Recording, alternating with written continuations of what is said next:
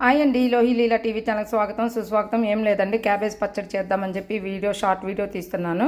Cabbage, పచ్చిమిరపకాయలు, ఒక 3 టమాటాలు, కొద్దిగా చింతపండు, కొద్దిగా అల్లము, కొద్దిగా కస్తూరి మేతి అన్నీ వేసి నూనె వేసి మగ్గబెట్టానండి. ఆ తర్వాత ఏంటంటే చిన్నులపాయి, జీలకర్ర వేసుకున్నాను. వీటన్నిటిని మిక్సీలో వేసుకొని పచ్చడి చేస్తే ఎవరు కూడా అసలు క్యాబేజీ అంటే ఇష్టం లేని వాళ్ళు కూడా తింటారండి.